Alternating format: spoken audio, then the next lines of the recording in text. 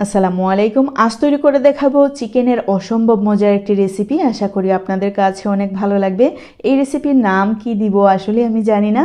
তাহলে রেসিপিটি শুরু করলাম। প্রথমে একটি কড়াইতে 1/3 কাপ পরিমাণ তেল দিলাম। দিয়ে দিচ্ছি 2 টুকরো দারুচিনি, 4টে এলাচ, আর দিয়ে দিচ্ছি 3 টেবিল চামচ পরিমাণে রসুন কুচি। দিয়ে দিচ্ছি 2টো তেজপাতা, আমি মধ্যখান থেকে টুকরো করে দিয়েছি। এখন আমরা 1 থেকে 1.5 মিনিটের মতো রসুনটাকে ভেজে নিচ্ছি। যখন সুন্দর একটি স্মেল বের হয়ে আসবে তখনই পেঁয়াজ কুচি অ্যাড করে নিচ্ছি। এইখানে পেঁয়াজ নিয়েছি প্রায় হাফ কাপের মতো। আপনারা চাইলে কিন্তু আপনাদের পছন্দ অনুযায়ী কম বেশ করে নিতে পারেন। পেঁয়াজ কুচি দেওয়ার পর আরও 2 মিনিটের মতো রান্না করে নিচ্ছি। যখন পেঁয়াজের কাঁচা গন্ধটা চলে যাবে পাউডার মশলাগুলো অ্যাড করে নিচ্ছি। 1 টেবিল চামচ পরিমাণে হলুদের গুঁড়ো, 1 টেবিল চামচ পরিমাণে মরিচের গুঁড়ো, 1 টেবিল চামচ পরিমাণে জিরে গুঁড়ো, আর প্রায় 1.5 টেবিল চামচ পরিমাণে ধনিয়া গুঁড়ো। একদমই ঘরোয়া মশলা দিয়ে আজকের রেসিপিটি তৈরি করব। আশা করি এইসব মশলা আমাদের সবার ঘরেই থাকে। একটু পানি দিয়ে দিচ্ছি যাতে করে মশলাগুলো পুড়ে না যায়। এই রেসিপি কিন্তু অসম্ভব মজার। আশা করি যদি বাসায় তৈরি করেন ফ্যামিলির সবাই কিন্তু অনেক মজা করে খাবেন। লবণ অ্যাড করে নিলাম। আর এই মশলাগুলো কিন্তু খুব ভালো করে কষিয়ে নিতে হবে। যত ভালো কষানো হবে তরকারির স্বাদ কিন্তু অনেক ভালো আসবে। প্রায় 3 থেকে 4 মিনিট যাবত চুলার আগুন মিডিয়াম টু লো ফ্লেমেতে রেখে খুব ভালো করে কষিয়ে নেওয়া হয়ে গেলে এরই মধ্যে অ্যাড করে নিচ্ছি মুরগির মাংস। এখানে প্রায় 1 কেজির মতো মুরগির মাংস আছে। এখন মুরগির মাংসগুলোকে মশলার সাথে খুব ভালো করে মিশিয়ে নিচ্ছি। এইখানে মূলত মুরগির মাংসটাকে মশলার সাথে খুব ভালো করে মিশিয়ে নিয়ে মুরগির মাংসটাও খুব ভালো করে কষিয়ে নিতে হবে। এইখানে আমরা খুব সামান্য পরিমাণে পানি অ্যাড করব, তবে একটু পরে। খুব ভালো করে মিশিয়ে নেওয়া হয়ে গেলে এর মধ্যে অ্যাড করে নিচ্ছি কাঁচামরিচ। ঝাল অবশ্যই আপনাদের পছন্দ মতো, তবে ঝাল যদি একটু বেশি দেন খেতেও কিন্তু অনেক ভালো লাগবে।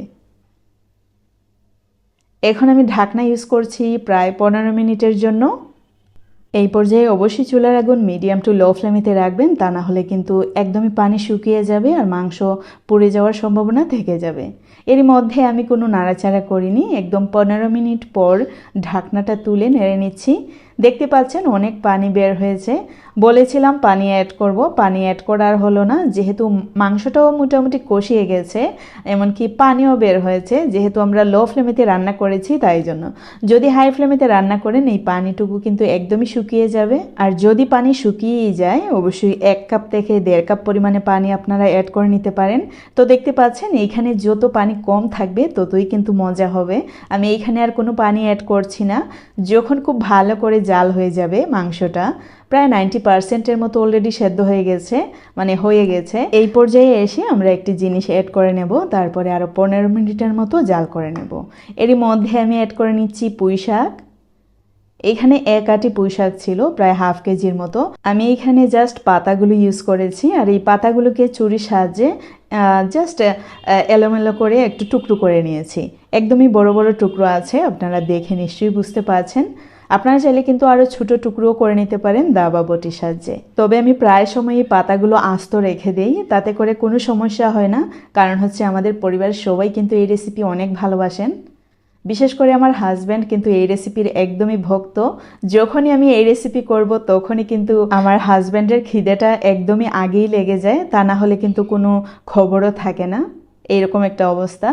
তো যাই হোক, এই রেসিপিতে আপনারা চাইলে কিন্তু এই পুঁই শাকগুলোকে ব্লেন্ডারে ব্লেন্ড করে দিতে পারেন। তবে আমি সাজেস্ট করব আস্ত রাখার জন্য, কারণ আস্ত পুঁই শাক যখন আপনারা চিকেনের সাথে অ্যাড করবেন তাতে করে আলাদা একটা ফ্লেভার, আলাদা একটা টেস্ট পাবেন। কিন্তু যদি ব্লেন্ড করে দেন সেই ক্ষেত্রে কিন্তু এতটা টেস্ট আপনারা পাবেন না। তো যাই হোক, আমার আজকের রেসিপি কিন্তু এই পর্যন্তই। অসম্ভব মজার একটি রেসিপি, বাসায় ট্রাই করলেই কিন্তু বুঝতে পারবেন।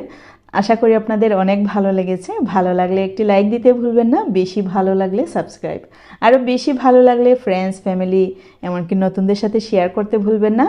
C you in the next video. Till then bye, আল্লাহ হাফেজ।